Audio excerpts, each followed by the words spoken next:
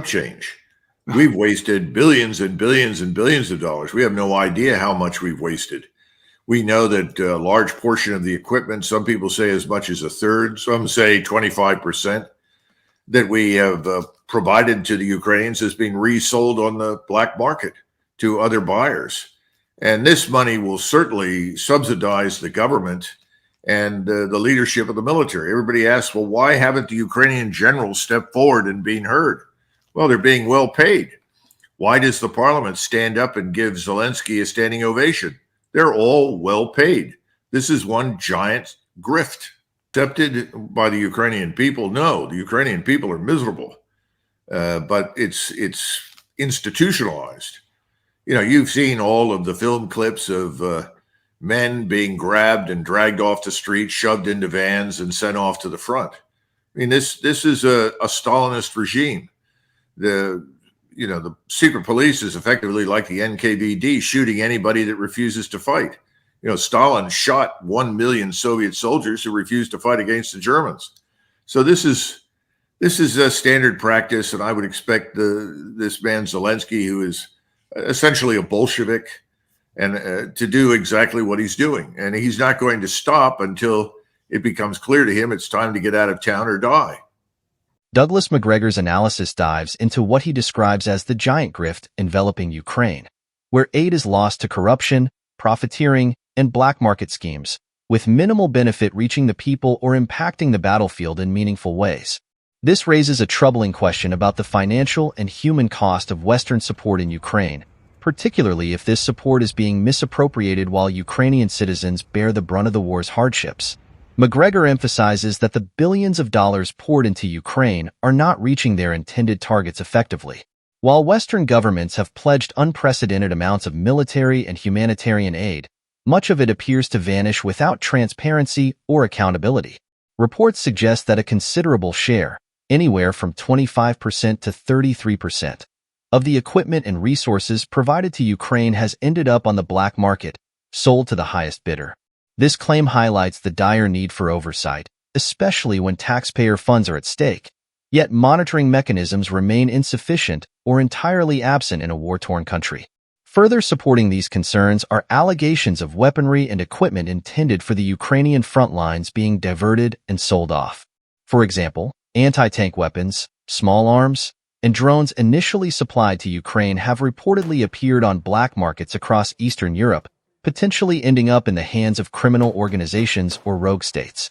This raises troubling implications, as the proliferation of advanced weaponry to non-state actors could destabilize the region and pose significant security risks globally. Macgregor goes on to address the issue of loyalty within Ukraine's government and military leadership, attributing their unwavering support for President Zelensky to substantial payments funneled to these officials. This raises questions about the motivations behind the public support shown for Zelensky, especially among Ukrainian lawmakers and generals. In a situation where financial incentives dictate political support, genuine accountability may fall by the wayside, leaving decision-makers unchallenged, even when their strategies fail or worsen the crisis. Macgregor suggests that this corruption is institutionalized, with a steady flow of Western aid serving as a financial lifeline for Ukraine's political and military elites. Consequently, Ukrainian parliament members, who publicly praise Zelensky, may be incentivized by these financial perks, diminishing their willingness to hold him accountable. This systemic corruption is not new in Ukraine. The country has struggled with corruption at various levels of government, even prior to the current conflict. The war, however, appears to have amplified these issues, turning Ukraine's military and political establishments into what Macgregor refers to as one giant grift. Macgregor paints a grim picture of daily life in Ukraine, describing an environment in which young men are forcibly conscripted, dragged off the streets, and sent to fight under dire conditions. Video footage and eyewitness reports have corroborated these accounts, showing Ukrainian citizens being detained by police or military personnel and transported directly to the front lines. This echoes policies reminiscent of Stalinist-era forced conscription, with reports of severe punishment for those who refuse to serve, including detention and, in some cases, more violent repercussions. This portrayal aligns with broader concerns about the militarization of Ukrainian society, where dissent is swiftly suppressed and failure to comply with conscription orders carries harsh penalties. Drawing a historical parallel, Macgregor likens Ukraine's security forces to the Soviet NKVD, notorious for executing soldiers who refused to fight during World War II. While this comparison may seem extreme, it emphasizes the intensity and coercive measures that the Ukrainian government employs to sustain its war efforts. In a sense, Ukraine has evolved into a quasi-authoritarian state where civil liberties are curtailed in the name of national defense, at significant cost to individual freedoms. Macgregor's characterization of President Zelensky as a Bolshevik adds an intriguing layer to his critique. By drawing this comparison, Macgregor implies that Zelensky exhibits traits typical of authoritarian leaders who prioritize power and control over democratic governance and public welfare. The term Bolshevik harkens back to Revolutionary-era Soviet Union tactics, where leaders sought to consolidate power through centralized control and ruthless suppression of opposition. In recent months, Zelensky's administration has indeed made moves to consolidate control over media and political opposition within Ukraine, silencing or marginalizing voices that question the government's approach to the war. Critics argue that these actions reflect a shift toward authoritarianism, as the government justifies these measures under the guise of national security.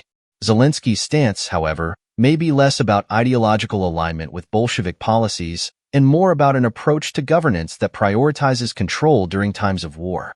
Nonetheless, this comparison highlights Macgregor's skepticism about Zelensky's leadership style and its potential implications for Ukraine's long-term stability. Macgregor concludes with a stark warning. Zelensky is unlikely to step down until the situation becomes dire enough to force him to flee or face death. This reflects a belief that the current Ukrainian leadership is entrenched in its position, unwilling to consider peace negotiations or a shift in strategy, regardless of the human and economic toll. The conflict in Ukraine has morphed into what some describe as an endless war, where both sides are locked in a cycle of escalation with no clear pathway to resolution. For Zelensky and his administration, continuing the war may be seen as politically necessary, even if it comes at a tremendous cost to Ukraine's people and infrastructure. The lack of a viable exit strategy could further exacerbate this conflict, pushing Ukraine into a prolonged and destructive war with no clear victory in sight. As long as Western aid continues to flow, Ukraine's leadership may be incentivized to sustain the fight, even as the human costs mount. Macgregor's assessment implies that a reckoning may be inevitable, where Zelensky, unable to deliver a decisive victory, might eventually face the consequences of his leadership choices, whether through forced exile or worse. Finally, Macgregor's insights raise broader questions about Western involvement in Ukraine. While the stated aim of aiding Ukraine is to support its sovereignty, the realities on the ground suggest that much of this aid is misappropriated, wasted, or even resold, contributing to a cycle of corruption and prolonging a war with an uncertain end. For policymakers, this analysis suggests the need for a reevaluation of how aid is delivered and monitored to ensure that it truly serves the Ukrainian people rather than reinforcing a system that leaves them suffering on the front lines. If the goal is indeed to support Ukraine's sovereignty and security, then greater accountability, oversight, and strategic vision are essential. Otherwise, as Macgregor warns, this may become a conflict where immense financial and human resources are expended with little return, ultimately benefiting a small elite at the expense of a struggling nation. According to Douglas Macgregor, $400 million is chump change. We've wasted billions upon billions of dollars, and we have no idea how much in total. We know that a large portion of the equipment, some estimate as much as a third, others say around 25%, that we provided to the Ukrainians has been resold on the black market, and this money directly subsidizes the government and military leadership. People ask, why haven't the Ukrainian generals spoken out? Well, they're being well paid. Why does the parliament stand and applaud Zelensky? Because they're all well compensated. It's one giant grift, while ordinary Ukrainians are miserable. This corruption is institutionalized. You've seen the footage of men being dragged off the streets, shoved into vans, and sent to the front lines. This resembles a Stalinist regime, where the secret police, effectively like the NKVD, execute anyone who refuses to fight. Stalin reportedly shot 1 million Soviet soldiers who resisted fighting the Germans, and Zelensky, essentially a Bolshevik, is following a similar playbook. He won't stop until it becomes clear to him that he must either get out of town or face the consequences. Thanks for watching.